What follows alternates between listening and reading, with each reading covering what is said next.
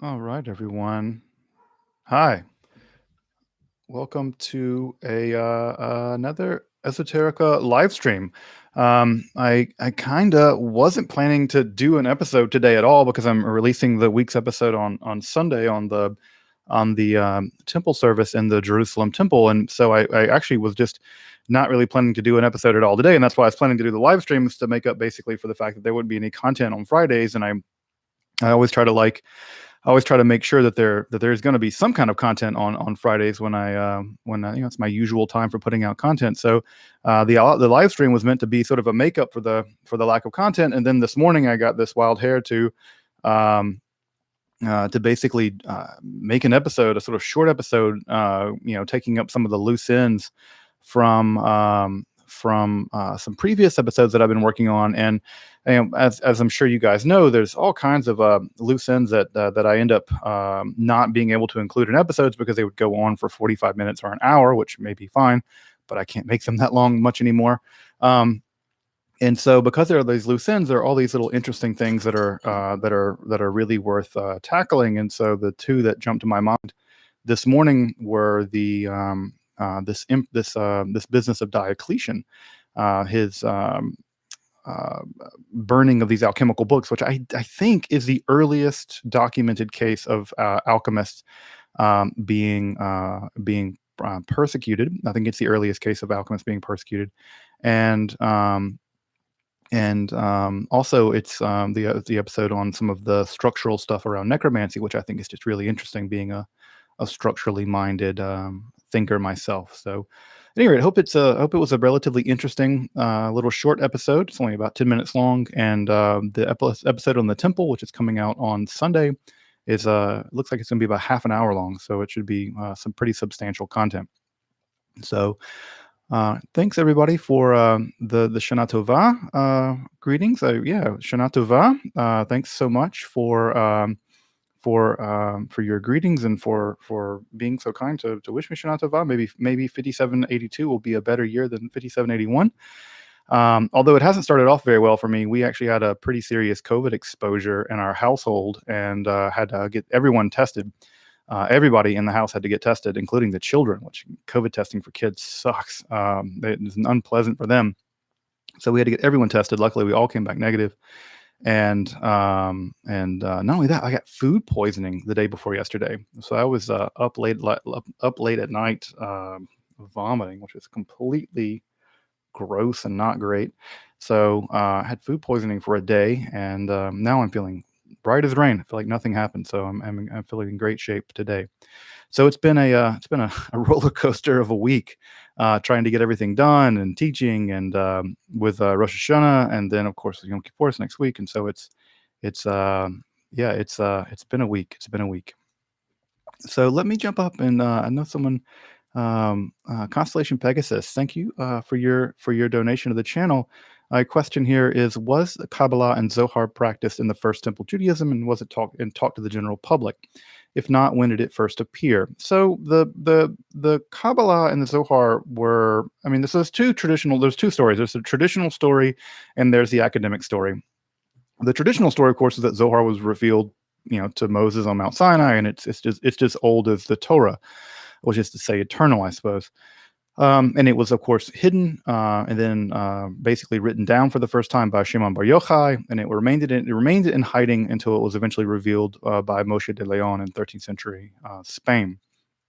That's the traditional story. The academic story is that Kabbalah developed over a long period of time, over a couple centuries, primarily in southern France and Spain, beginning in the late 12th century, but really flourished into the 13th, and that the Zohar was written down in the fragments of the text that we have sometime in the late 13th century, probably beginning in the 1270s. And it was beginning to be published sometime in the 1270s, 1280s, 1290s. And it did not become widely disseminated really until after the Alhambra decree of 1492. And after the Alhambra decree, there is a shift among the Kabbalists, especially those guys that are down there who have moved over to Safed. There's a shift in the way they think about Kabbalah. rather than being just an esoteric mode of interpreting Torah and practicing Judaism, it's also a messianic mode by which the world will be redeemed, basically. And so there is a shift beginning in the 16th century toward publicizing Kabbalistic ideas, printing Kabbalistic books, publicizing, teaching Kabbalistic ideas publicly. And of course, that's going to build and build and build and build. The Kabbalah will become very, very popular. And that's going to build and build until we have the whole business with Shabbatai Tzvi, beginning in the mid 17th century. And after the disaster of the Shabbatai Tzvi episode, or depending on if you are a Shabbatian, not a disaster, I guess it depends on your position. Most Jews think that it was a disaster. And in the disaster of the Shabbatai Tzvi episode, there's an entire amount of pulling back of Kabbalah, and Kabbalah sort of goes back into the more rigorous academic side of things, and so it's not so popularized. And this is when you begin to get all these rules about you can't practice it until you're 40 and married, and you shouldn't publicize it, and blah, blah, blah. So it's in the aftermath of the Shabbatai Tzvi episode that you have this withdrawal of Kabbalah again from the public sphere. And it's really only in many ways, only really in the late 20th century that you see a re-emergence of teaching Kabbalah publicly, although that still has not really completely caught on. So, so the question, if not, when did it first appear in its form? It first appeared in the late 13th century, in the Castile region and around Leon in northern Spain. So, let's see some other questions here. What book would you recommend to learn more about the religious landscape of the Hellenic world in late antiquity? So if you're looking for specifically the Hermetic world, the best text there is Garth Fowden's text on Hermes Trismegistus and the Hermetic world. There's a couple of really great books on Roman religion if you're interested in that, and of course there are some readers on the mystery religions as well. Those texts, they don't all come to mind immediately which ones are which. I know that there's a really great edition out of the Chaldean Oracles by, I think her name is Meidrich something. I think it's maybe a Polish name. So there's the good edition of that. Let me see what I have behind me. My general collection of my Greek and Roman religion stuff. Because I'm actually I don't have a lot of background in that stuff. I'm not seeing my books right now.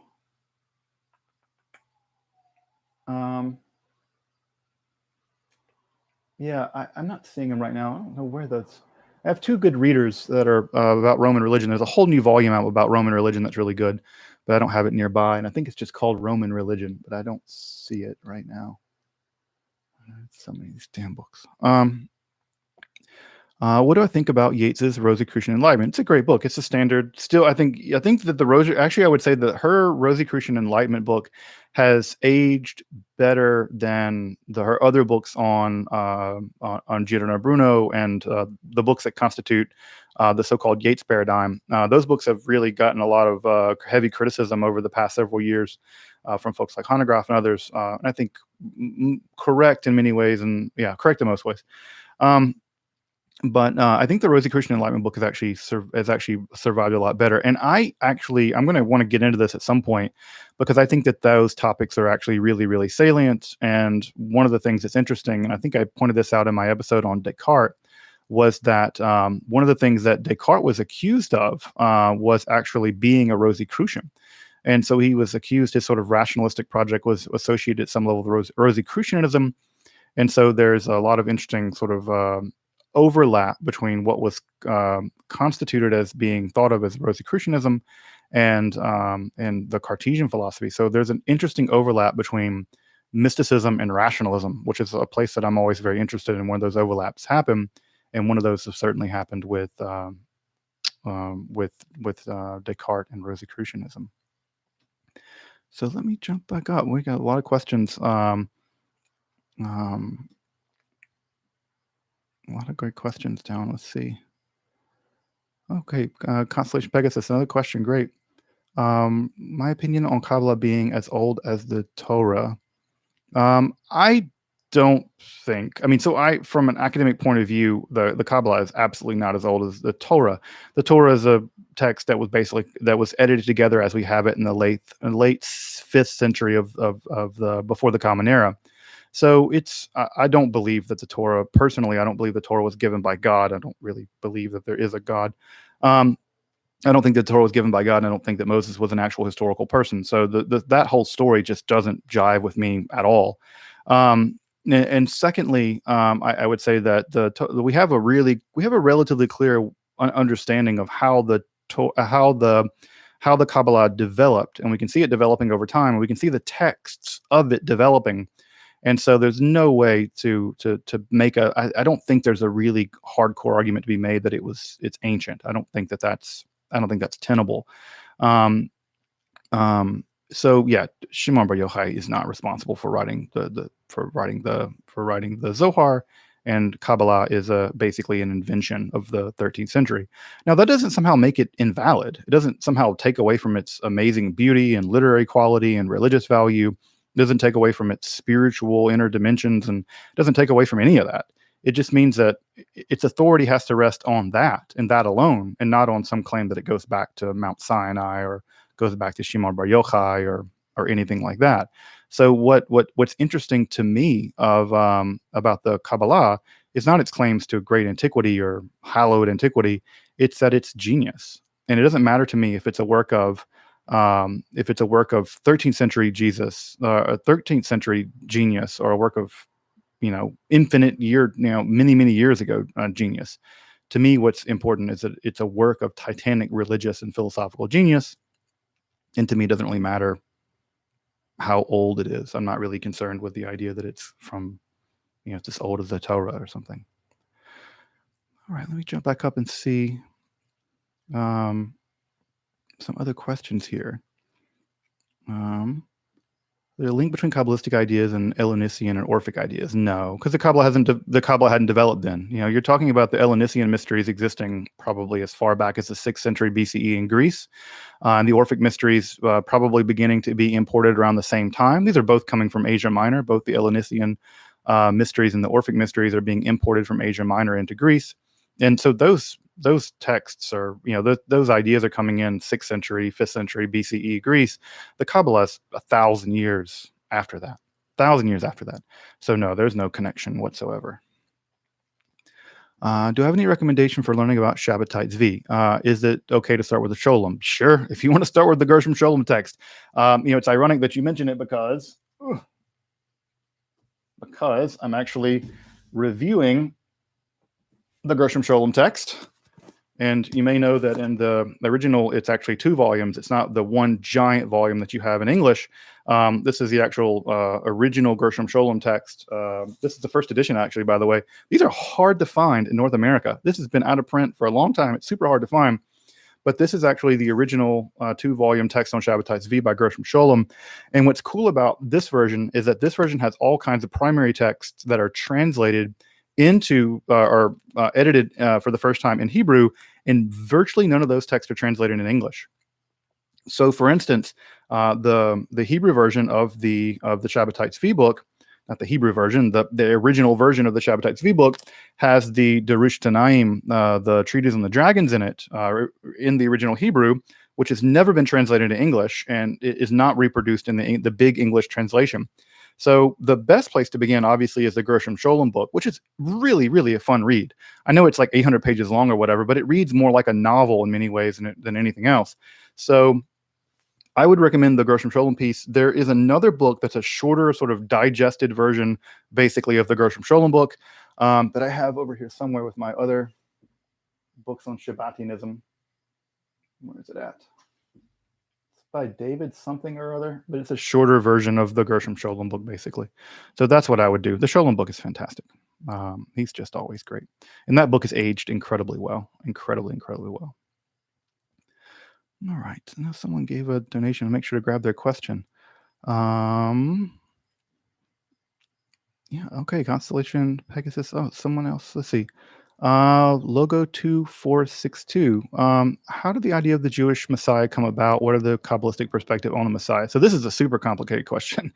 Probably it's the case that some degree of messianism existed perhaps in a very proto-early form in the prophets, of the very later prophets. There probably was some version of of messianism there. There's this idea of the Yom Yahweh, the on the day of the Lord, there will be some kind of redemption. And eventually, over time, probably in the Persian period, this gets localized in the idea that it's going to be one person. This idea may be picked up from Zoroastrianism. It may be the case that this idea is coming in from the idea of the Saoshanks or whatever they're, these Zoroastrian savior figures. And this idea may be imported into Judaism via Zoroastrianism. And once it gets imported, it sort of transforms into this idea of the Messiah. It's worth pointing out, of course, that the only character referred to as the Messiah in the entire Hebrew Bible isn't even Jewish. It's King Cyrus. King Cyrus is the only character in the entire Hebrew Bible referred to as the Messiah.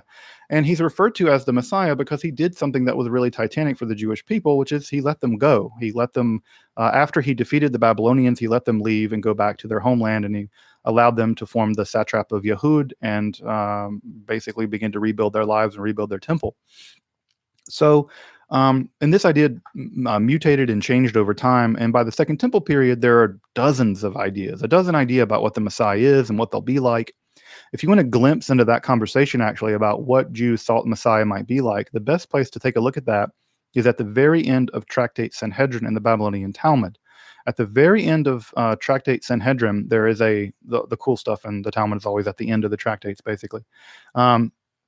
At the very end of that tractate, there's a prolonged debate among the rabbis about what they know about the Messiah, what their name will be, what the abilities they will have, how long will they live, when will they be born, what will their, what things will they do, etc. And so there's all kinds of debates about Messiah. Not only are there debates about the Messiah, it's not even clear that there's going to be one.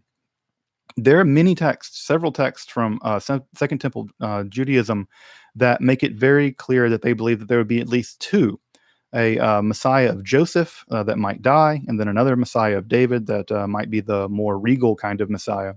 So even the idea that there was one singular messianic character wasn't even an agreed upon concept in Second Temple period Judaism.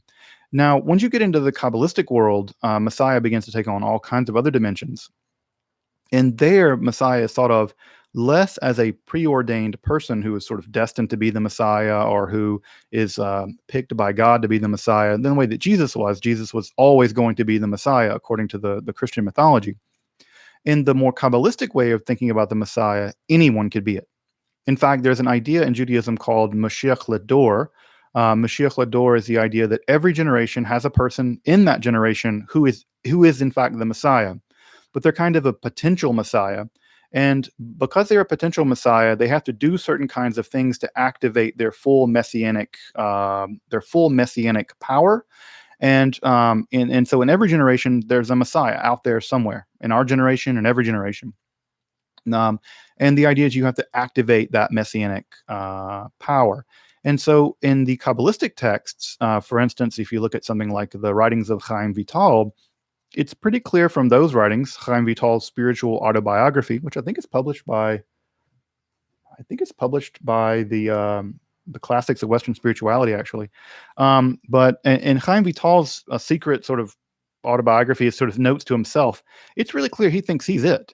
And he thinks that if he just does the right thing, if he just does the right messianic, if he just memorizes a little bit more Mishnah, if he just doesn't think dirty thoughts anymore or whatever, then he will be revealed as the Messiah, and he will go on to redeem the entire world and eliminate all the, reunify the klipot and reunify the four worlds, and everything will, bam, and it will be the messianic world. So it's really clear from his writing, he thought he was it. And it's also pretty clear from, for instance, the Rebbe, Menachem Mendel Schneerson of blessed memory. It's very clear that he thought his father-in-law was the Messiah. He really thought his father-in-law was the Messiah. And of course, many of his followers continue to believe that he's the Messiah, despite the fact that he's been dead since 1994 or whatever. And so this idea that the Messiah exists in every generation, and that it's the task of the Messiah to make themselves into the Messiah, is a Kabbalistic idea that you see developing pretty early on, especially at the period of Safed. And of course, that's going to feed into the whole Shabbatai Tzvi episode, because Shabbatai Tzvi basically thinks that he can, he can make himself at some level into the Messiah by undergoing all these sort of ordeals and committing all these sins or whatever. So, so that's an idea. That's an idea about Messiah from Kabbalah. Of course, it's way more complicated than that. but that's a short answer. Yeah. Ex-Jehovah's Witness and an atheist. Yeah, Bart Ehrman's great. Bart Ehrman is a great scholar. I mean, he's he's very polarizing to people for whatever reason. Although I think he's not saying anything any more scandalous than what scholars have been saying in Germany since since the mid 19th century or something. It's just weird that it's still scandalous that he says the Bible's not reliable historically, or the Gospels aren't history or whatever. That would still scandalize people when we've known that basically now for at least 150 years or something. So, but yeah, he scandalizes people. I don't know why, but he does. But yeah, he's a great scholar. I've met him a couple times. He kind of really goes in on people a little bit. He can be kind of a little aggressive, I guess, but he's ultimately a pretty nice guy. A pretty nice guy. Constellation Pegasus. Yeah, people often don't know this whole thing about the Messiah ben Joseph. It's in the Talmud. It's in the Talmud. It's there, and it's in other texts as well. It's in the Dead Sea Scrolls and stuff. So this idea is there. I don't think it was very popular, but it's certainly there. It's certainly there. All right, let me grab some other questions so that I can make sure to grab as many as I can. The Jewish Christian Merkava tradition of the first century. The truth of the matter is we just don't know anything. If it did exist, if there were a Jewish Merkava tradition, it's very minoritarian. I don't know of any texts of that tradition. And from all I know, we just have that one reference, and I think 2 Corinthians, where Paul mentions that he knows a guy that was taken up into the second or third heaven or whatever. And that's it. I think that's, from what I know, that's as much as I know about specifically Christian Merkava stuff. But there may be texts I don't know about, but I'd love to know if they exist. I'd love to know more about them.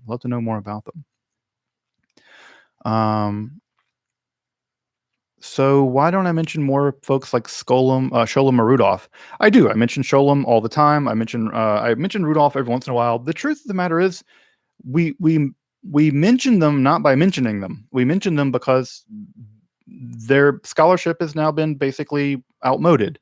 Sholem and Rudolph, they were really great scholars in the early 20th century, in the mid 20th century, but now modern scholarship has come along and corrected a bunch of the mistakes they made. It's unsurprising that Rudolph's understanding of Gnosticism is just not going to hold water after 50 years. We've made enormous strides in the understanding of whatever it was that people called Gnosticism. So we mention Sholem and Rudolph in the same way that anyone mentions any scholar by mentioning the people that they've trained.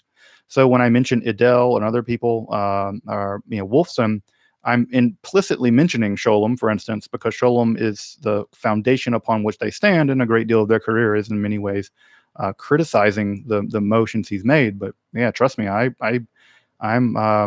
reading them all the time, and I go back and read them. And old scholarship is just old scholarship, and at some point it gets outmoded, and we have to use modern scholarship. So do I get into the numbers and number symbolism in these beliefs? Sometimes, yeah. I will be making an episode at some point pretty soon on Agrippa's theory of occult mathematics. It's the beginning of the second book of his 3 books of occult philosophy. I've dealt with his occult theory of language in another episode. I'll get to his theory of occult mathematics at some point in the near future.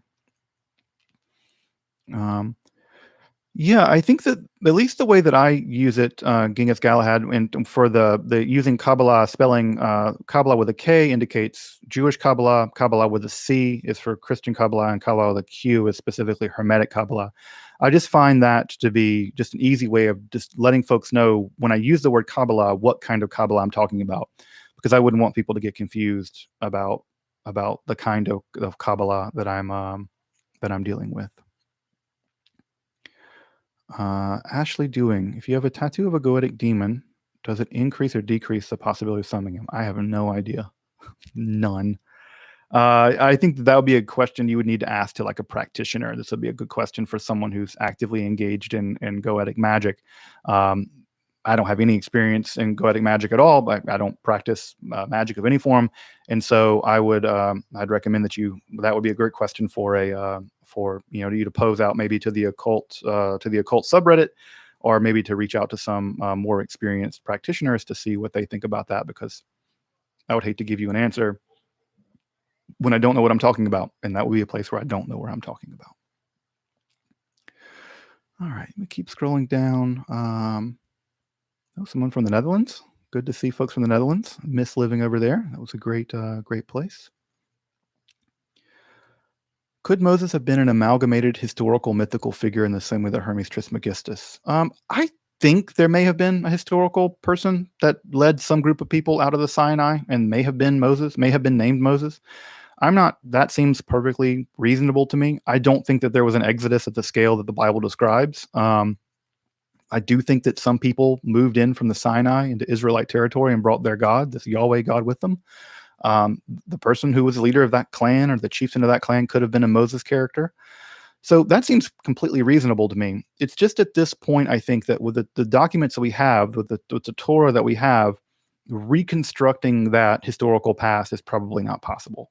It's so mythologized by the time that we get to it in the 6th century BCE and some of those earlier texts, that by the time we get to the Torah as we have it, trying to reconstruct any history there is so tentative that it's basically all speculation.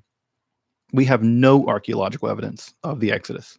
We have no archaeological evidence of Moses. We have no archaeological evidence of the Exodus in any way it's described by the Hebrew Bible.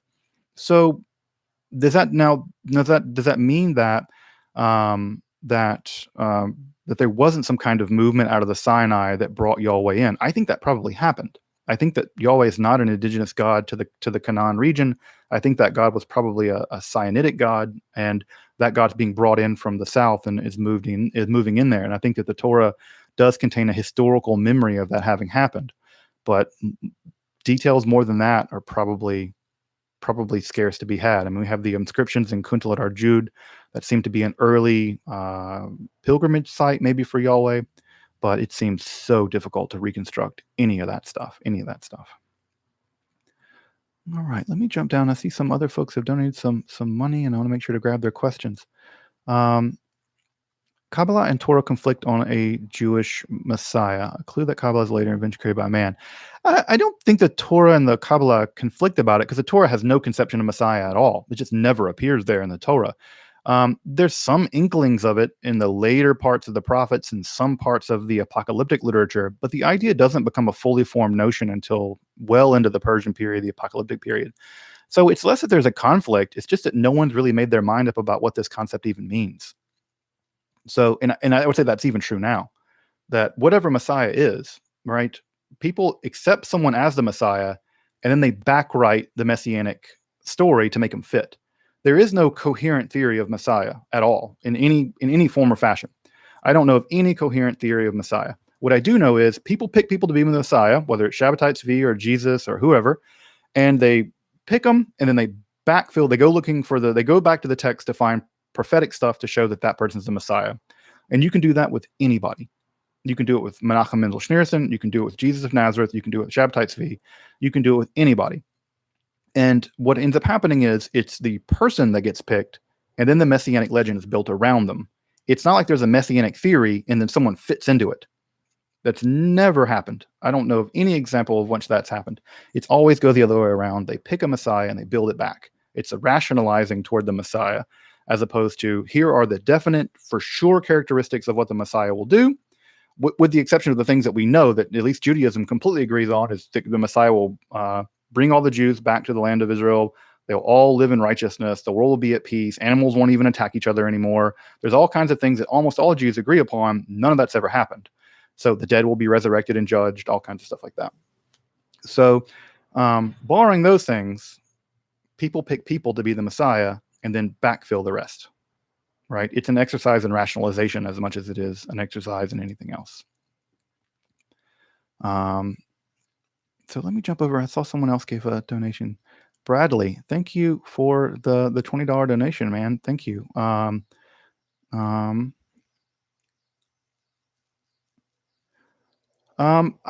Hey, look, man, I'm just some guy. I really appreciate the idea that I have this academic background, but I'm just some guy. At the end of the day, I'm just some guy with a bunch of books.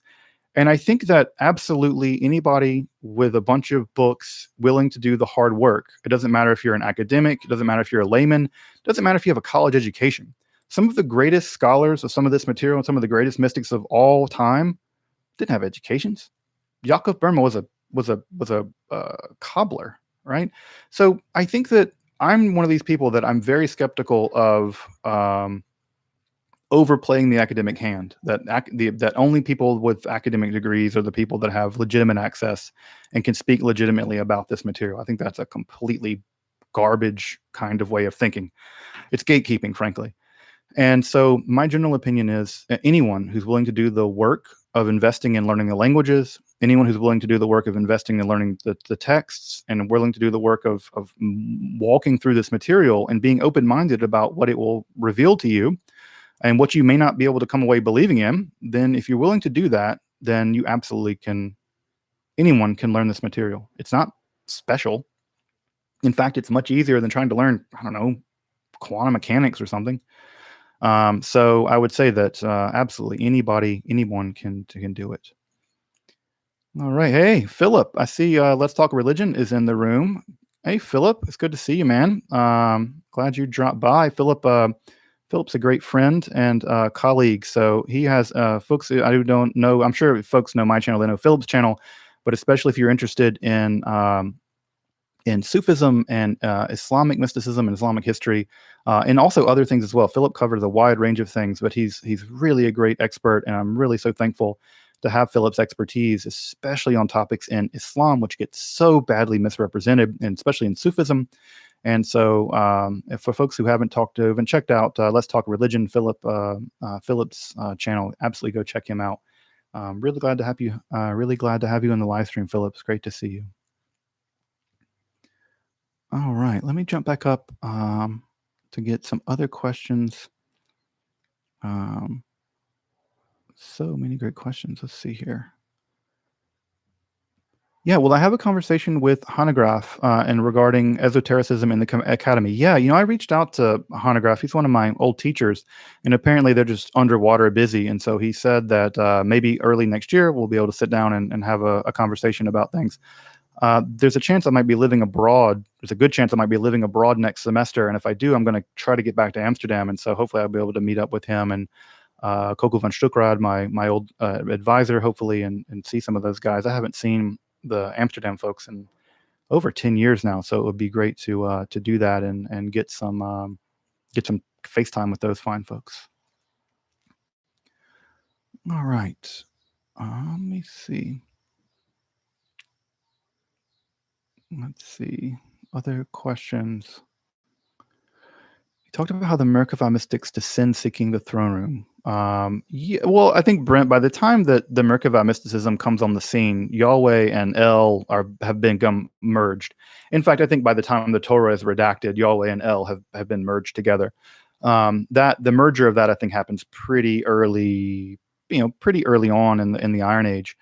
So I think that by then, that those two gods have been merged completely. And by the time the Merkava mysticism comes along, they've been long since merged. They're just basically synonyms for each other. Although, of course, they were not they weren't originally the same god. El was the head of the Canaanite pantheon, kind of usurped a little bit by Baal, but still remained sort of this sort of grandfatherly figure in the Canaanite pantheon. And of course, Yahweh was this perhaps Midianite god that's imported into the land, and eventually they're combined. So turn my phone thing off. Jump up and see some other folks. Daniel asked about making some videos about mandian text. Yeah, actually, I've been reading the Genza Rabbah here and there, and eventually I will do an episode on the Genza Rabbah. I want to start working my way through some mandian texts.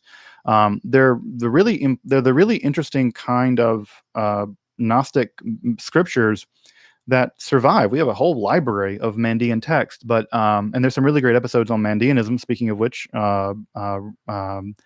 Philip over at Let's Talk Religion has an excellent episode on mandianism. But what I would like to do is actually go dive into the text and talk about what's actually going on in these mandian texts, whether it's the Divan Batur or the left and right Ginza, and there's a whole range of really important mandian texts. Not least of which, because I would get to practice my mandian, which folks may not know this, but mandian is the mandian language is almost identical to Babylonian Aramaic. So the language of the Babylonian Talmud is almost identical to the language of Mandian. It's just a different script, so you have to learn to read a different script, but you can almost completely read them, and you can even hear it in words like Genza Rabbah. Rabbah means great, of course, and Hebrew and Aramaic and Mandaic, but also Ginza. You probably know the word Ginza from Geniza, right? Geniza is the Hebrew word, which means a storehouse. Can also mean a treasury. And so the Ginza is just the Mandaic word for the same cognate word, Geniza. And of course, the Geniza is the most famous one, is in the Ibn Ezra synagogue over there in Cairo. So it's really interesting that Mandaic is so close to Babylonian, Jewish Babylonian Hebrew, that they're almost mutually intelligible. They're pretty close to mutually intelligible. It's funny because I'll be reading along in Mandaic. I read the Mandaic script, but very slowly because I'm not very good at it. But as I'm reading along, I'll read a word and then I'll have to read it again. Then I realize, oh yeah, it's this, and that happens over and over and over again. It's like reading a language you kind of already know in a script that you don't know. And so as you're reading along, you begin to figure out word after word after word. So it's kind of a fun exercise. So it would give me a chance also to practice my classical Mandaic, which would be nice. All right. Let me jump some other questions up here. Let me just scroll down. Wow, there's so many questions. This is so great. Yeah, Philip says he's just some guy with a bunch of books. Yeah, and you're just some guy with a bunch of books who works his ass off, like me. Yeah, so it's that really working your tuchus off that is the books don't read themselves. Let me tell you that. You got to do the work of really getting into them. So, any possibility of an episode on Simon Magus? Yes, absolutely. He's a character I want to get to. So yeah, I'll definitely be doing an episode on Simon Magus.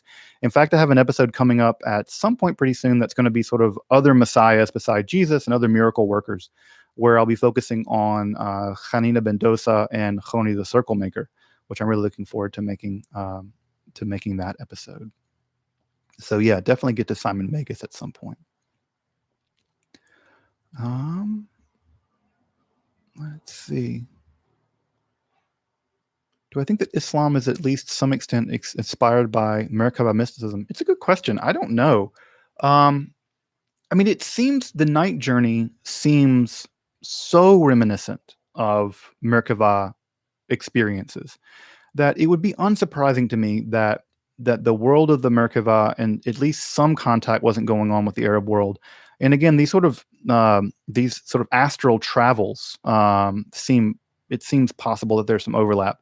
But that's a great question. I think I've seen an article about this, and Philip would know more about this than I do. That I think I've seen an argument about this, that there is some connection between the Merkava literature and early Islam. And the night journey has always struck me as very Merkava-ish. Is that a word? Merkava-ish? It's a word. We're making it up. All right. So someone donated, so I want to make sure to grab them. Yeah, Sophia, if you could see your questions a bit further out, let me grab you. Thank you so much for that donation. Let me make sure I can find your question real fast, because I don't want anyone who I don't want to make anyone who's donated to the channel not get their question answered.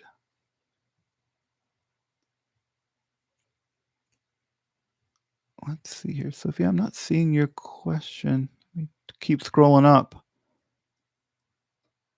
If you want to cut and paste it back in the bottom.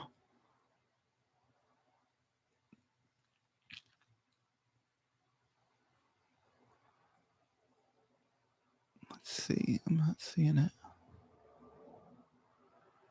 Sorry, folks. Let me find this person's question, because I don't want to skip anybody. Bum, bum, bum, bum, bum. Oh, here we go. Yeah. Okay. I find it now. Professor of Chinese philosophy. Cool. Yeah, absolutely. I would be great to chat about Chinese philosophy. Chinese philosophy is one of those things that I have a I have like 10 books of, and I know a little bit about Chinese alchemy, especially about the Mercury tradition in Chinese alchemy. And what's interesting about Chinese alchemy vis-a-vis European alchemy is the heavy focus in Chinese alchemy on medicine. Now, of course, that's going to also be picked up eventually with Paracelsus, but it's interesting to think about this, that alchemy could have gone lots of directions, and it only goes in the direction of medicine really pretty late in its history. And so I know a little bit about Chinese alchemy from that point of view, but of course also, yeah, I'll definitely be working on Iamblichus and on the Egyptian mysteries. Those are all in my wheelhouse, so I'll definitely be getting to those at some point soon. But I'd love to chat about Chinese alchemy. It's one of these things I actually know very little about. I've read some of the earlier texts in the early 20th century, some of the really early on stuff. Hollinyard and those guys have written a little bit on Chinese alchemy, but I'm sure the scholarship has just come leaps and bounds since then. So I would definitely learn more about that. But yeah, thank you so much for your donation. All right. So what do I think about the influence of psychedelics on mystics throughout time? I mean, I think that altered states of consciousness have probably played a role in mysticism for quite some time. I think because it's played such a huge role in modern mysticism, that is to say mysticism since the 1930s, 40s, 20s, that in the 20th century, it's played such a big role there that we retrofit back into time the idea that it played a big role in ancient mysticism, which I don't see a lot of evidence for. And so I'm perfectly at home with the idea that altered states of consciousness, including intoxication, were a part of lots of different practices, shamanic practices and others, even open to the idea that there could have been consciousness altering substances and things like incense and things like that. The problem is we just don't see a lot of evidence for it. We see very little evidence for it, at least in the Abrahamic tradition and in Western Europe. And so the question for me is just, I would just need to see the evidence for it. It's perfectly a reasonable hypothesis that it happened. The question is just what the evidence looks like. And when people say that cannabism is cannabis, and they're like, oh, they kind of sound similar, that's not enough, right? Now, what is enough is when we find the residuals of cannabinoids on the Telerad shrine. That is enough.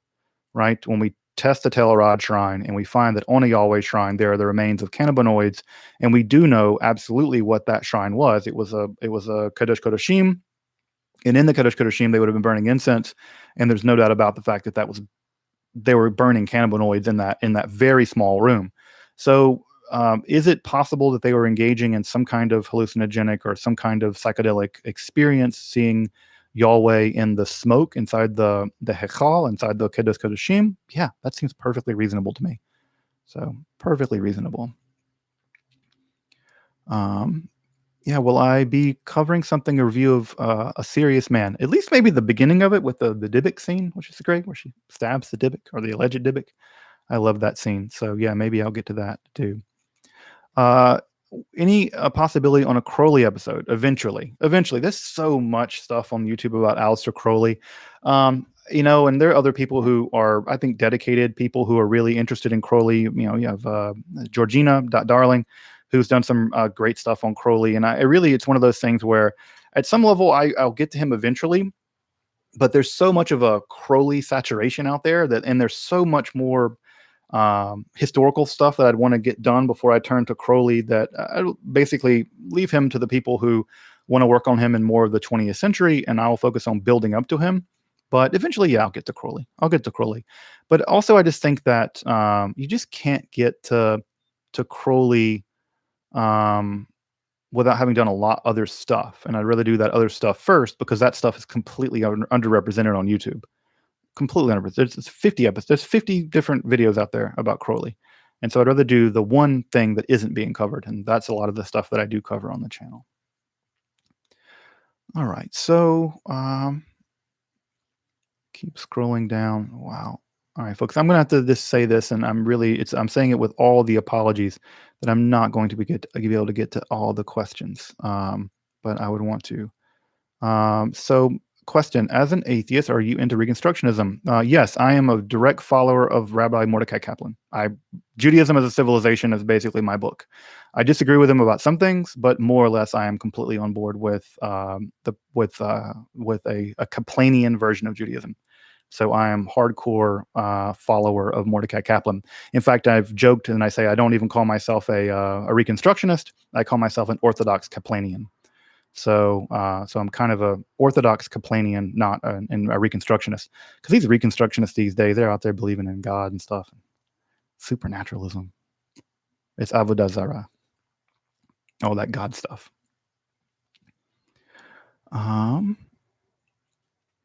Let's see. Do I think that Spinoza learned Kabbalah before he got excommunicated? He knew something about Kabbalah. We do know he knows something about it. I mean, it was pretty popular in Amsterdam. He knew something about it. He hated it. He thought it was stupid. The only reference that Spinoza ever mentions about Kabbalah is, I think, in one of his letters, it's in the Theological Political Tract, where he says that he's heard the insane ramblings of certain Kabbalistic triflers. So he refers to them as Kabbalistic triflers, and he thinks that basically they're crazy. So yeah, he knew about Kabbalah. He just thought it was nonsense. He thought it was basically nonsense. Let's see, keep going, scrolling down. Get some other, let's see. Where do I stand on the Orthodox, Conservative, Reform, Divine Judaism? I mean, I think that they're all legitimate forms of Judaism. I think that Judaism has always had fractions, and it always will have fractions.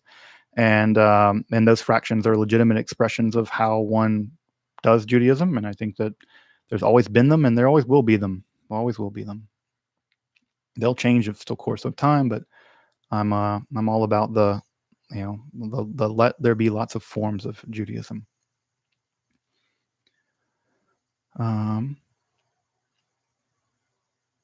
Let's see. Do you know about good academic research regarding the interface and linkages between esotericism and the law? I don't. That's an interesting question.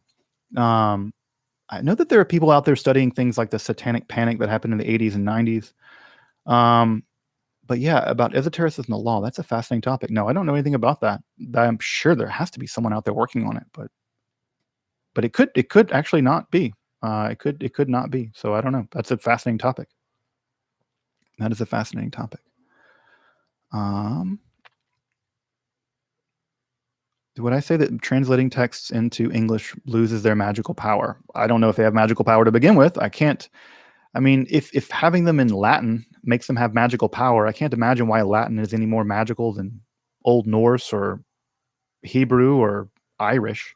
So again, it wasn't like Latin and Irish and Old Norse or Hebrew or whatever, Aramaic. It wasn't like those languages were intensely mystical when they were being spoken by, I don't know, cattle rustlers or whatever. So it's not like I can imagine, that they were magical when they were invented. So I can't imagine that you couldn't put them in English now. But I don't know. I don't know.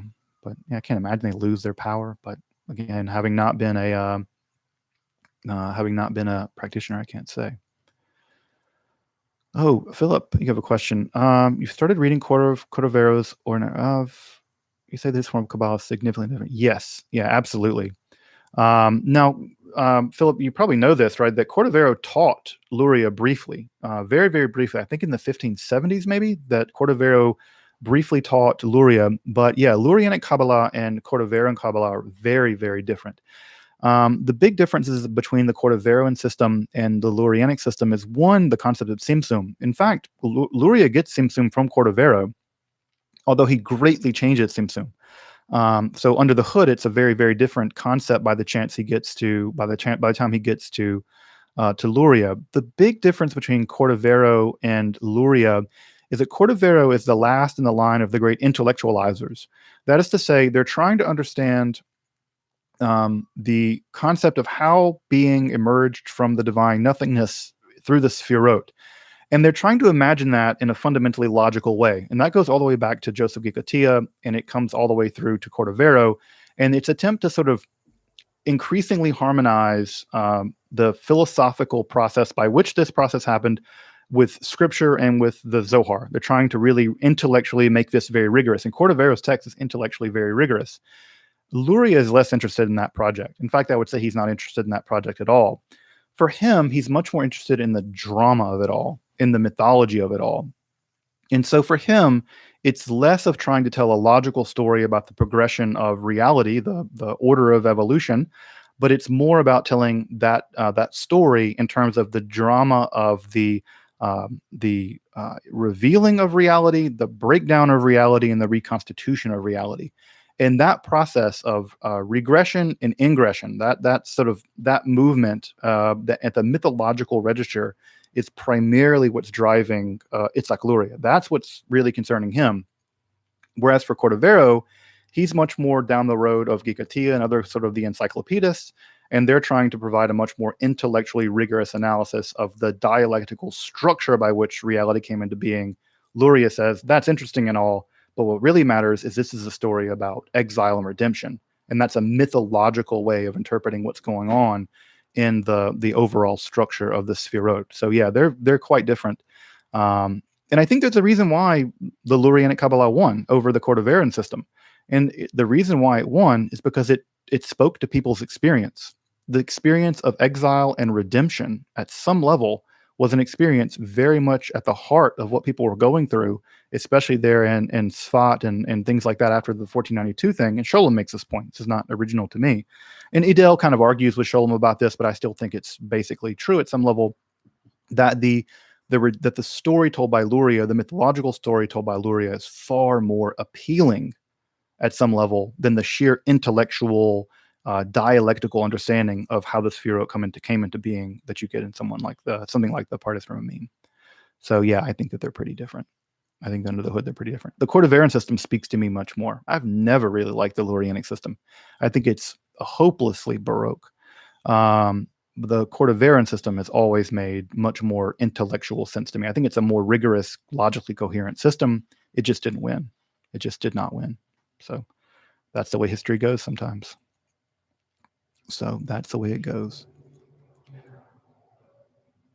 All right. Did I miss someone's question? Yeah. So,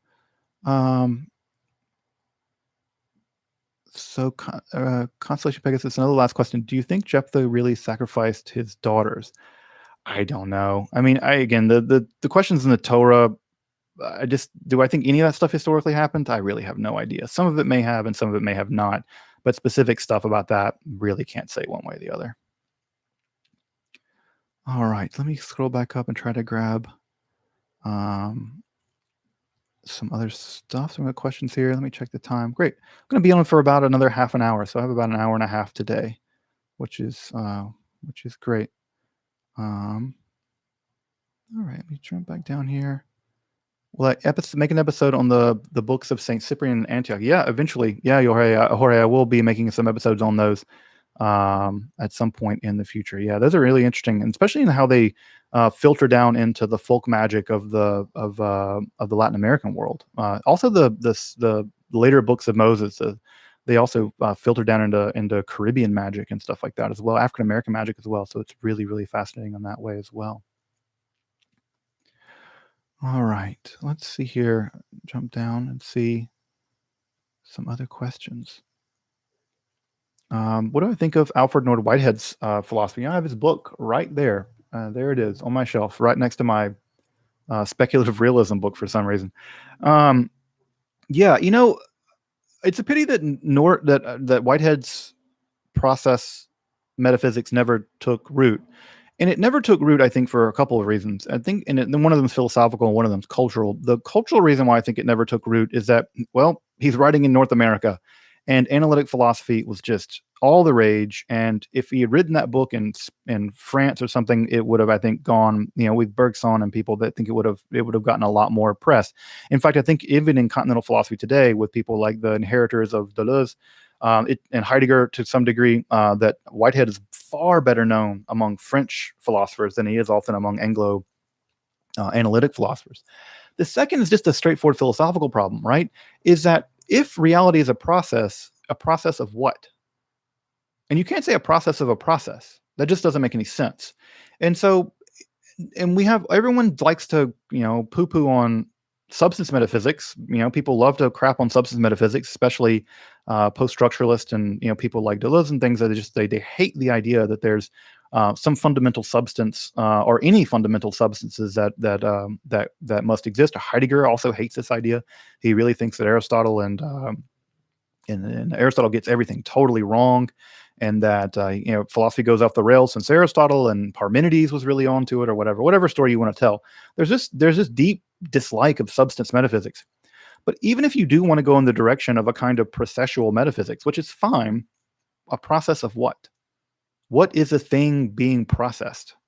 What is a thing in process? And to me, Whitehead and Deleuze and Heidegger, they never really answer that question. They dance around it. And, when they dance around it, Deleuze is going to say it's difference itself, which isn't an answer. It's a non-answer. It's an interesting and bizarre notion, but it's not an answer. Heidegger is one to give some, he wants to play on words and say all kinds of weird stuff about ousia, and, to'on. And he plays around it, but he never really gives a definitive answer, I don't think, ever. And he just basically descends into a kind of mysticism, which is completely fine. I don't have any problem, obviously, with people being mystics. But at that point, you're doing something very, very different than philosophy. And that's, I think, part of the reason why Whitehead's process philosophy just never took off. I think it analytically has serious problems. So, but just because it has analytic problems doesn't mean it's not a worthwhile project. It just means that it needs a lot of work. All right, let me jump down and get some other questions. Oh, do you guys want to see a cool thing that I made? I made this cool thing over the weekend. Let me show you this thing I made. So, when I'm not reading weird old books, I try to build stuff because I like to build things and make things. I'll get to some more questions in a minute. But this thing that I made actually this weekend, maybe some folks will find it kind of cool. I actually built a crystal radio, which is kind of neat. This is it. I have my antennas and my ground attached to it still, but you can see this. This is a cool crystal radio that I built that works. Actually you can see the crystal right there with the cat's whisker. That's the cat's whisker there that touches the crystal. This is a germanium crystal. And so it's really cool. It actually does pick up some range of AM stations. I can pick up 2 or 3 AM stations. And if I have a really good ground, and if I had 100, foot long antenna, it would really work a lot better. But even with this, I'm just using speaker wire here for the antenna, and I'm using speaker wire for the ground. And I don't have a great ground. I need to get a better, if I actually went outside and grounded it to a water pipe or something, I'd get a much better current. But it is cool to see the actual crystal right there actually working, and I can cycle through the potentiometer, right, and I can control where along this is working. And now what people don't know about these, or maybe you do know if you're to do some electronics, what's really cool about these is that these are completely powered by radio waves, right? These are totally powered by radio waves, so there's no electricity plugged into this. This completely works by RF waves, AM radio waves, pushing electrons through the wire. And so it's so cool that there are no batteries, and that there's no electricity. You don't plug this in. And so what's really cool is that you can use this. People had these back in the day, and they're completely democratized radio because you can build them yourself. I built this from a kit, and it just required me to solder 12 things together and cut some wire. It was super easy. So I just soldered some stuff together. It only has one diode. That's it. It only needs one diode. That's the diode there. And everything else is just wire. And so it's a completely self-sufficient little thing. And it looks neat. It just looks cool, kind of an early 20th century kind of steampunk-ish kind of thing. And I built these kinds of things with my friend Nathan growing up from my Linko kits, which we used to tinker with the Linko kits and his cool Tandy 1000 all the time. He's gone on to become a really, really amazing guy working in computer science. And I, became somebody working in weird stuff. And so rebuilding some of this stuff is also kind of a blast from the past for working on this, working on these kinds of things. But also it's just neat to see how this old technology works, and to know oh yeah, you can really build stuff with crystals, right? And it's not just magic crystals at the woo shop, but you actually put a germanium crystal in there, and it helps to demodulate the AM wave, so you can get things. But anyway, you can buy those. You can buy this kit on. I got it from a science website that sells this kind of stuff, and they're kind of cool. Yeah, so it's kind of a neat little project. Anyway, it's cool to see a crystal do something as opposed to just sort of being whatever, like kind of woo stuff. Uh, So Gabriel, yeah, thank you, man, for the donation. So I mentioned, yes, there are 2 new translations coming out of the 3 books. I have not seen either one of them yet. Right, I have not seen either one of them yet, so I can't vouch for either one. Although I've heard great things about both of them. One of them is by Eric Perdue, and I think, and I could get these backwards, and if I get this wrong, maybe folks can correct me in the chat. I think one of them is being aimed much more at the literary level. That's really trying to capture Agrippa's really great Latin. He was a really great Latinist, and the other I think is more aimed at practitioners. And I've heard from people that I know that both translations are supposed to be spectacular. I've not seen either one. I would love to see them, and when they come out, I'm going to get them. Maybe I can review them and compare them for the channel or something. But yeah, so they're coming out in the fall, and they're supposed to be really good, really good. So when I get them, I'll let you know. But when I do episodes on Agrippa for the channel, what I do basically is just read them in Latin. It sounds pretentious, and I'm sorry, but I mean the old Freak translation, which I'll never get tired of calling it the Freak translation. It's okay, and it's totally usable at some level, but it's clumsy and it makes all kinds of mistakes. And so often I'll be looking at it and I'll try to read the original Latin. And you can read the original Latin, the 1533 versions online, and you can see it on archive.org. So, but yeah, hopefully when it comes out, I'll get the chance to look at it. So I would absolutely love to take a look at both of them, but I have not seen either of them yet. Okay, let me jump back up and grab a couple of other questions. Yeah, this is the kind of electronics projects I do with ridiculous things like make crystal radios. I also do ham radio. My ham radio's over there, and so I also do ham radio, which I really like as well. It's just like I have to have every dorky hobby one can have.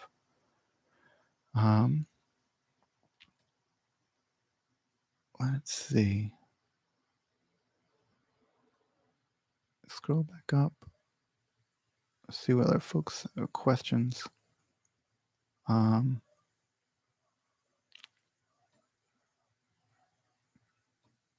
I miss other donation questions? If I did, I'm really sorry. I thought I grabbed them. I think I missed any. I hope not. Could I speak on Sephardic Jews in Spain and their esoteric history? Yeah, I mean, I basically made like 3 whole episodes about that topic. It's made, in many ways, the entire early Kabbalah is basically a story about Sephardic Jews, Jews operating primarily in Spain. So if you want to check out the early episodes on Kabbalah, all the episodes I've done on early Kabbalah are basically episodes on Sephardim.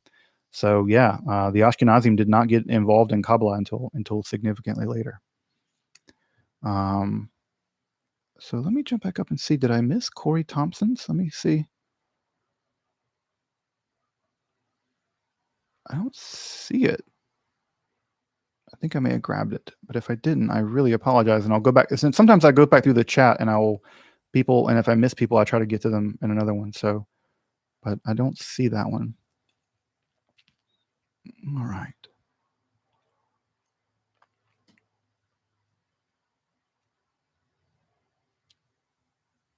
Oh. Yeah, the Telerad Shrine. Yeah, I'm going to make an episode about that at some point too. I'm going to go there, by the way. If I might be living in Palestine, Israel next in the winter, and if I am, I'm going to go to Telerad and I'm going to do an episode from Telerad. So that will be great. Yeah, it'd be really cool. I've never been to Telerad. It's the one place I wanted to go last time I was there, and I did not get to go there.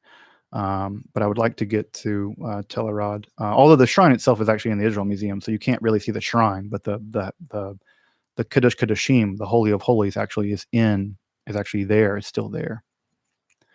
Any older grimoires? Yeah, there's tons of other grimoires. I mean, this is a thing I think I may have mentioned on a Patreon live stream that I didn't on a Patreon hangout. Is that people often don't realize how many magical manuscripts survive in Europe. I think that there are 150 different manuscripts of the Key of Solomon. Just the Key of Solomon. There's 150 different manuscripts of this book. So, and that's not to mention there are at least 20 or so magical manuscripts in the UK or just in England. So there are hundreds of these manuscripts through Europe, and we're still finding them. We're still finding them every year. People are finding new magical manuscripts in Europe, and so I am absolutely not going to run out of topics and making episodes on medieval manuscripts. Now, the big problem will be is when I'm going to hit a limit where they're no longer being published, and I'm going to have to go and look at them like in person in libraries.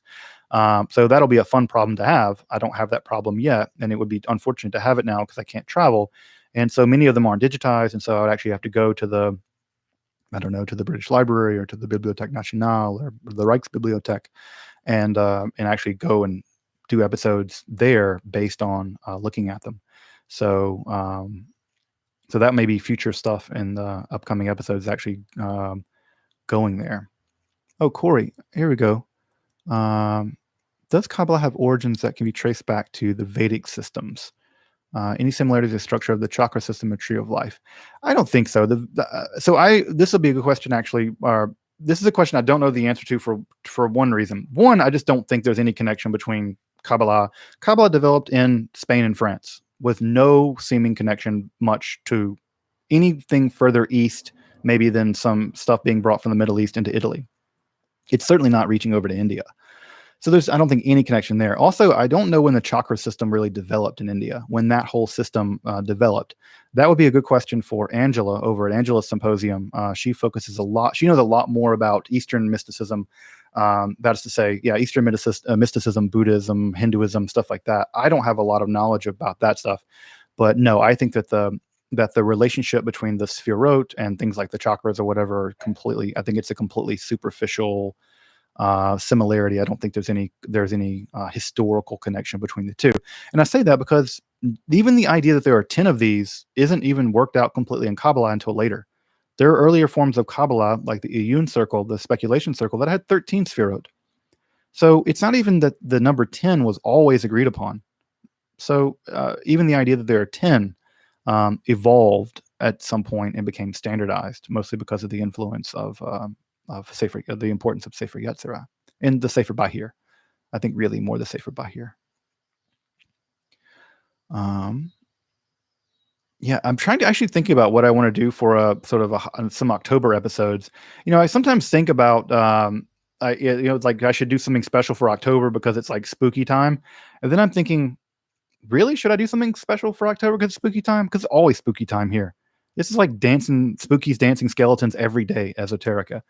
So I don't know. I don't know what I want to do. I think one of the episodes I do want to do sometime around November, because I try to do like a early American episode for like Thanksgiving. It's like me trying to imitate Townsend's or something, or I try to do something about early Americana or the North American colonial stuff.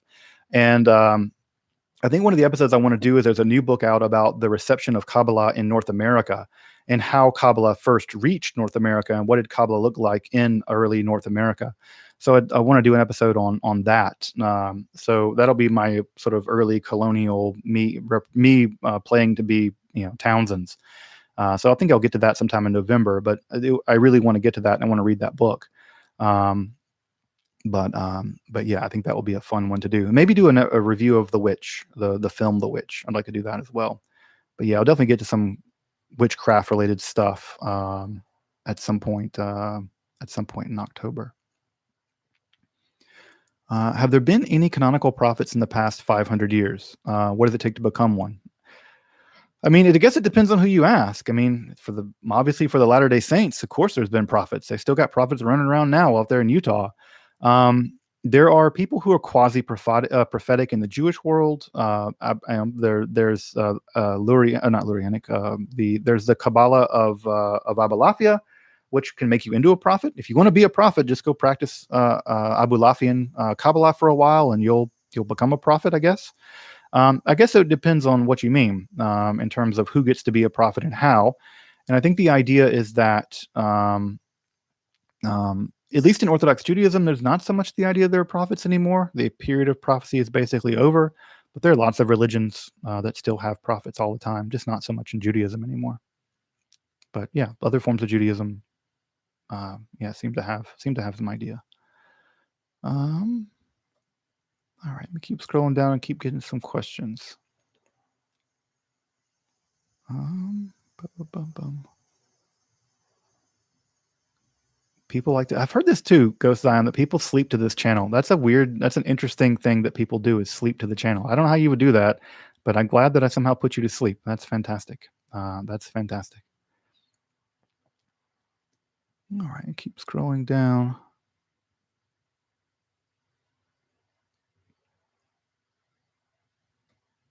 Yeah. Oh, yeah. I've read. Yeah, speculative realism. Yeah, I've read a lot of that stuff. I like that stuff. I think that some of those guys are really on point. I really enjoy that. I don't think they undo Kant, but man, they're trying. Good for them. Good for them. I'm all about trying to undo Kant, but I got to tell you that I'm not sure they're going to be able to do it. I'm not sure I think that the thing in itself may be unreachable, and so I don't think you're going to be able to get back to the thing in itself. Don't think it's going to happen. All right. Another question by Constellation Pegasus. What made me lose my faith in God? I guess I didn't ever have much faith in God. It never really made a lot of sense to me. Just the concept that there's a transcendent ontological entity that's somehow responsible for reality. It seemed like a redundant hypothesis. And so I think maybe early on it seemed more possible that there was such a being, a kind of necessary being, a la Anselm or something like that. But when I look at the evidence and when I look at what we know about the universe and the physical universe, and when I look at what we can do in philosophy, I just fail to see any evidence of that kind of being, of any of those beings. And believing in Yahweh seems to me to be just as absurd as believing in Marduk, or believing in leprechauns, or believing in Quetzalcoatl, or Ship Toltec, or I don't know, the Kami. That none of those beings make any sense to me. They don't make any sense to me from a philosophical point of view. I don't have any reason to believe in them from a personal revelation point of view. Not that I would trust my own personal revelations. I would be the least trustworthy of my own revelations.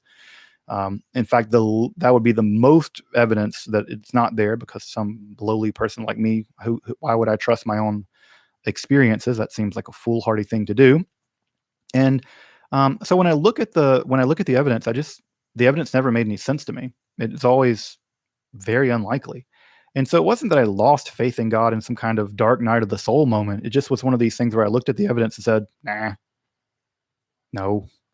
And if there were gods in the way that are described by people, no matter what those gods are, doesn't matter if it's Indra or Yahweh or the great whatever, all those gods are jackasses. None of those gods are worthy of worship. They're all bad people.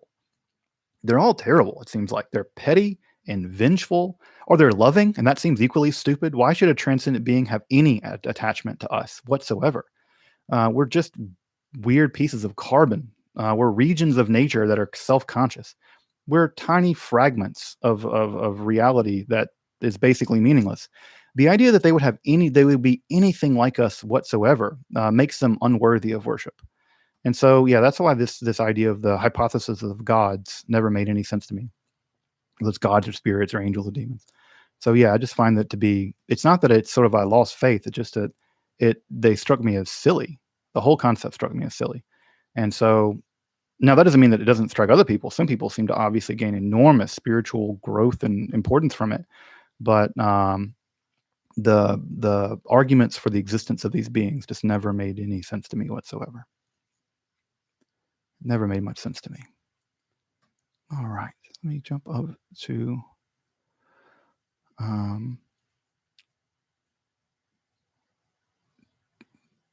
early Judaism, Christianity, Ethiopia. That's a really great topic, actually. That's a really, really super interesting topic. That's also a topic I just don't know much about. So that would be really great, because I would learn a lot by making that episode. Because I really also have wondered about this too, how a lot of this text and stuff ended up in Ethiopia, how there are Jews in Ethiopia, the history of the Beta Israel and the Ethiopian Orthodox Church. I'm super fascinated by that stuff. And the Ethiopian people are just an amazing people, just in general. And so learning about them would be humbling, just because of how incredible of a people they are, and how much they've contributed to holding on to so much knowledge over the years. So yeah, that's a great, David Romero. that is an absolutely great topic, and I would absolutely like to get to do that one. That's a really great topic. I had to put that one in my back pocket. So let me see here. Yeah, Alan Moore, of course, super fascinating guy. With I would like to dive into him a little bit more. Oh yeah, someone asked the D&D question. The D&D question. That's great. We'll have to talk some about D&D. I actually rearranged my D&D books recently, and I also got some new books. I also ordered. Do folks know about this website, RPG Drive Through RPG? It's like a licensed thing from Wizards of the Coast where they reprint all the old D&D books. So I got like the old Dark Sun manual, which is awesome. Dark Sun is amazing. I got like a lot of the old first edition books, which I've never looked at. I got the original Chainmail, which was sort of the original D&D rule book with the fantasy supplement at the end for all the fantasy stuff. It's the kind of stuff that I had seen on PDFs, but they reprint it, and it's reprinted legitimately and legally, and it helps to keep D&D alive. Not that they need help, but yeah, really have been enjoying looking through some of that stuff, which is really, really cool. Some of the early first edition, early stuff. So yeah, I've really found that stuff really, the old school D&D is absolutely great. All right. Clint, the whole thing about distrusting your own experience is heresy in the modern age. Yeah, it's funny that people are all about heresy until you really say something heretical, like your own personal experience is the least reliable thing to make a judgment based on. That to me is interesting because I hear so many people, especially in the religious world, the spiritual world, talk about how their personal experience is this, that, and the other. And there is absolutely nothing less reliable than personal experience. Consciousness is a complete mess. Memory is a joke. We filter light and sound through like balls of fluid and like vibrating things in our ears, and we express ourselves by shocking weird chemicals through our brains and rattling our throats. And we honest to God think that that's any representation of reality at all. That blows my mind that people could think that their tiny limited experience of anything at all could be the grounds for believing in anything. It's appeal to anecdote in the worst possible way. And just because you experience the anecdote doesn't make the anecdote any more true. So it positively blows my mind that appeals to personal experience hold water for anyone, especially the people that have them. So yeah, I just find that it's so fascinating to me that personal experience has become this way of judging whether something is true or not, when it's absolutely one of the least reliable mechanisms for coming to the truth. People constantly make mistakes in perception. Perception is mostly a bunch of mistakes that the brain fits together to make the world make sense so we don't go crazy and die. There's every evolutionary advantage for the world to make sense to us. But we know that it doesn't often, very often, and that when people perceive the world, it's nothing like the way the world is, or very unlike it. And so it blows my mind that people would be willing to think that their personal experience is somehow the measure of anything. But God forbid you tell, all the snowflake people that their personal experience is not valid, and man, they get upset. And I'm like, oh yeah, that might be heresy, because in modernity, in the period of modernity that we're in now, even in post-modernity, what matters is identity. That's what matters. That's the philosophical unit of selection, is identity. It's about me. It's about the entitlement of my experience, not experience in general, but the entitlement of my own experience. And that move toward the ego, toward the centrality of me, has never made sense to me. Never made the least bit of sense to me. That's why I'm a die-hard structuralist. Individual perceptions, individual experiences simply are not trustworthy, epistemologically, metaphysically, at all. And the idea that people would appeal to them to justify beliefs, that just boggles my mind. Positively boggles my mind. And if you say that, man, people get upset. People get really upset. I don't know why. Did Ethiopian Jews accept the Sefer Zohar? That's a good question. I don't know. I don't. Maybe now they do. I'm pretty sure now they do. I'm pretty sure the Beta Israel probably do recognize the Sefer Zohar, at least in the ones in Israel. But I don't have any connections with the Beta Israel community, so I have never sat down with some of the Ethiopian rabbis to ask them. But you know who this would be a really great question for, by the way, is Zevi over at Seekers of Unity. For folks who have not checked his channel out, my friend Zevi runs a fantastic channel on mysticism. He really focuses a lot also on Jewish mysticism, but he's really interested in trying to be, and I really, really appreciate him for this, y'all. He is one of the most caring and thoughtful people that I've heard. And also he maintains so much intellectual rigor when talking about mysticism and mystical experiences that I just really admire his approach so much. So if you have not checked out his channel, it's called Seekers of Unity. You can go check it out now. He is fantastic, and I bet he lives in Jerusalem. And I bet if anyone's going to have access to someone who can ask about the Ethiopian Jews and whether or not they accept the Sefer Torah, he would have access to them. And I think he's about to start a series. I think I remember him saying this. He was going to start a series on religious minorities in Israel, like the Druze and folks like that, the Karaites. And maybe he can do one on the Beta Israel and ask them about their relationship to Kabbalah. Because I don't know the answer to that. And that is a super fascinating question, Yakub. That's a super fascinating question. That is a super fascinating question. All right. Let me get some other questions. I got about 10 more minutes left. Isn't a structuralist reductionist? Yes, I am a reductionist. I don't know how reductionism got to be a dirty word, but yeah, reductionism is the most successful scientific process ever. Like we can literally make things operate at this level, like this computer doing that, because it reduces down. We can explain things at higher and lower levels of abstraction. I've never understood why reductionism is a dirty word. Maybe because people think that by reducing something, you make higher levels of abstraction not true. But no one thinks that. I don't know anyone who thinks that somehow that because you engage in reductionism, you say that the higher levels of abstraction don't exist anymore. That's exactly what structuralism is. It says that there are lots of layers of abstraction. There's lots of layers of structures, and they all are real. None of them have a complete ontological priority, except for perhaps the lowest levels of non-abstraction, the actual fundamental structure. But just because there are structures built on substructures, superstructures, doesn't mean the superstructures aren't real.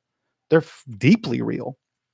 But somehow reductionism has gotten to become this dirty word that, if you're a reductionist and you don't really believe the religion's real because you can just reduce it to psychology or something. I don't know anyone who does psychology of religion who thinks that they're eliminating religion by engaging in reduction. So I'm all about reductionism. I just have never understood why this was a dirty word. And I remember it even being a dirty word when I was an undergrad. Like being called a reductionist was like the worst thing. I'm like, why? Like, I like reductionism. It's cool. So I don't know. I don't know why that is. All right.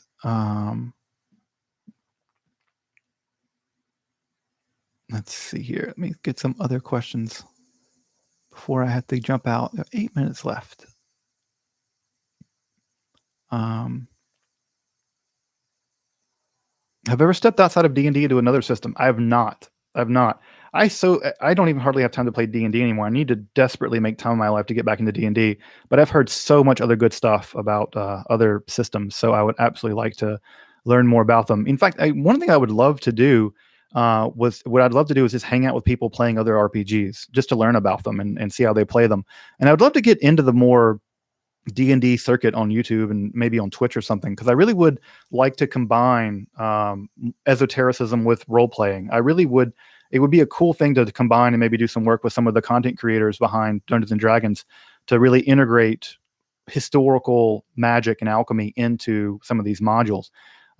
It's just a thing I would need time to work on that, but maybe that would be really cool to do. I really, really appreciate that. Really would appreciate that. It would be a lot of fun for me to do. Agrosham.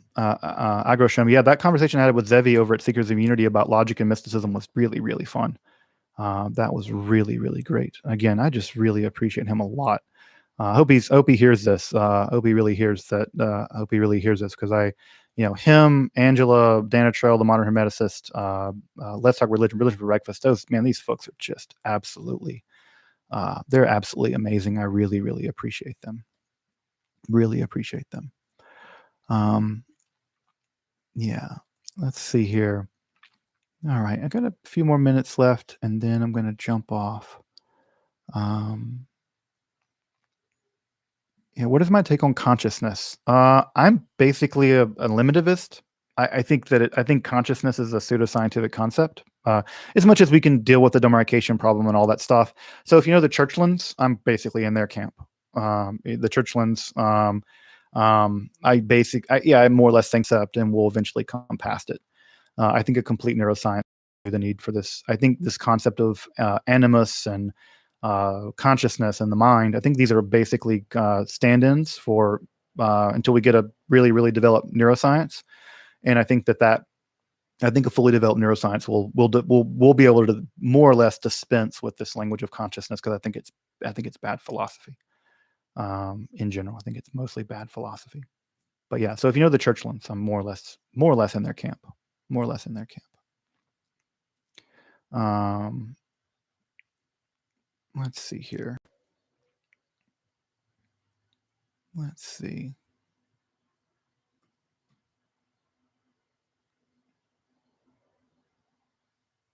Hold on. All right. Let me jump back down and grab a couple more questions.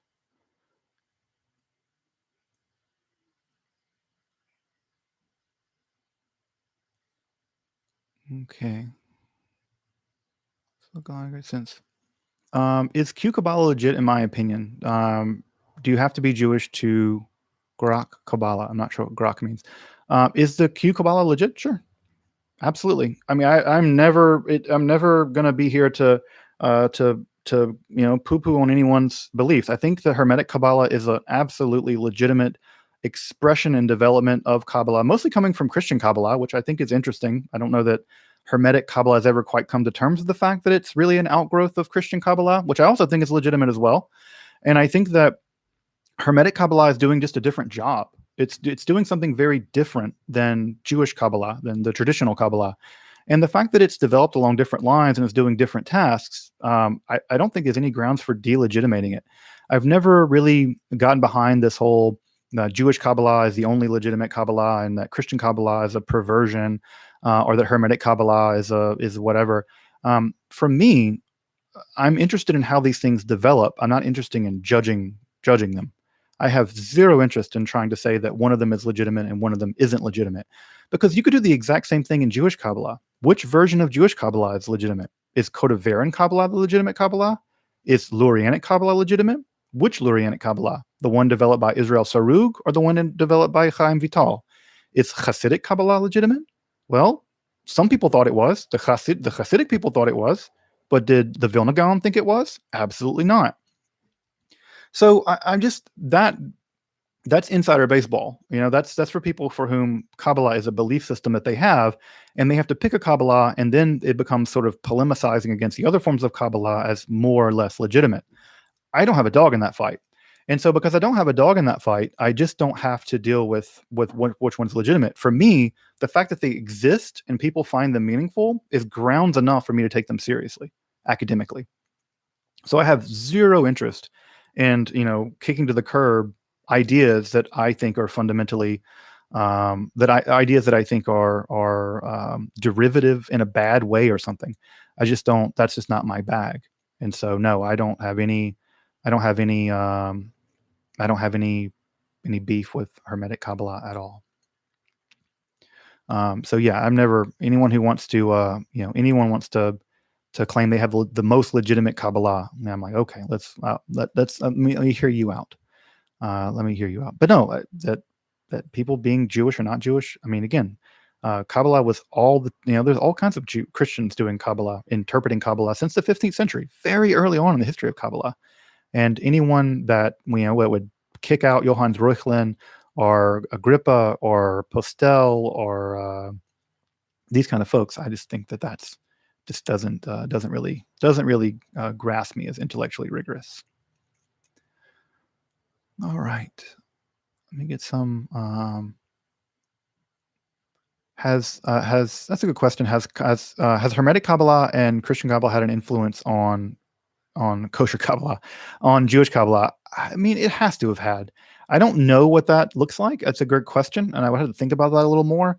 But it would seem really, really difficult for me to imagine that it fundamentally didn't somehow. That it didn't somehow. All right, so a 15 shekel donation from Ite. Yeah, thank you very much for the donation, man. Thank you. I hope you're having. I guess it's already Shabbat there, so hope you're having a wonderful Shabbat, and hope for a good ceiling, Gamar Tov, and all that. So hopefully we will all get sealed for the book of life, because that book of death, that's a bad book. I don't want to get sealed in that one. That's a crap ceiling. So yeah, I want a good ceiling, not in that. All right. Let me see if there's just one more question I can grab before I wrap up for the afternoon and go get ready for Shabbat, hang out with my kids, drink some wine, eat some food. All right. Well,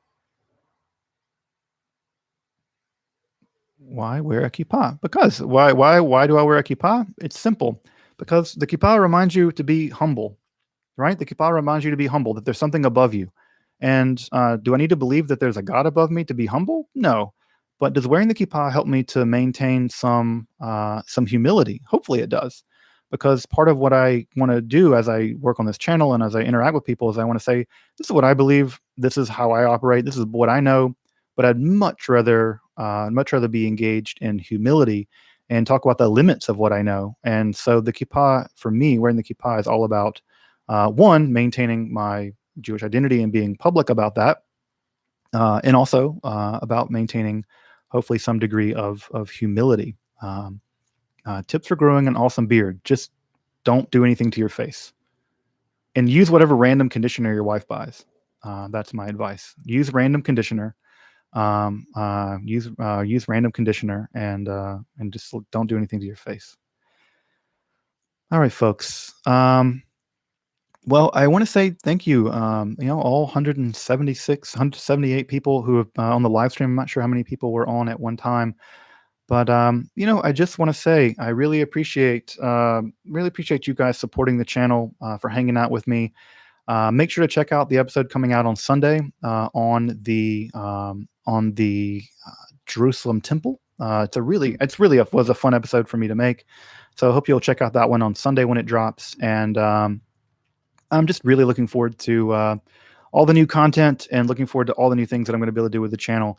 So just absolutely want to express my gratitude for everyone who watches the channel, who comments, who shares content, on Twitter and on Facebook. I absolutely want to just express my deep appreciation for the people that support the channel by liking, subscribing, by sharing content, by providing for financial support on Patreon, with the one-time donations through PayPal, through the Super Chat. I'm just really humbled. I'm really humbled and really thankful for all of your support in every way that it manifests. You make this channel possible. You make my work possible. You allow me to work on this stuff that otherwise I think may not get worked on by other people, and certainly doesn't get made into free content here on YouTube. So I'm absolutely just really, really appreciative of everyone who makes this channel possible. So thank you. All right, folks. Well, I'm going to go and get ready for Shabbat. I'm going to go play with my kids. I'm going to go walk my dog. I'm going to go get ready for a nice meal. And I really hope everyone here has a great night. Hope you take care of yourself. If you observe the Sabbath, whatever that means to you. And if you don't observe the Jewish Sabbath, I hope you find some time to love yourself, because everyone deserves to be. Find some time to show those that you love. Everyone should also feel some love from others. So again, love yourself, love others, and also next week is Yom Kippur. So for folks who will be observing the Yom Kippur fast, I hope it is a meaningful fast. I know that we always say some kol, that maybe it'll be an easy fast, but I hope it's not an easy fast. I hope it's a meaningful fast. And so when you endure inui nefesh, when you afflict your soul, I hope you find that the inui of your nefesh, the affliction of your soul, reveals to you how we can all be better people, because God knows I can be a better person, and we all can be better people, and the world will be better for it. So for all the folks who are going to be fasting next week for Yom Kippur, I wish you a meaningful fast. So that said, folks, I hope everyone has a great night, a wonderful Shabbat if you observe it, and otherwise, I hope you take care of yourself and take care of those that take care of you. So I'll see folks in a couple of weeks for another live stream. And until then, keep pumping out stuff. We got more Kabbalah coming, got more episodes coming. And again, I really just appreciate all of you. Thank you so much. See you folks later. Take care.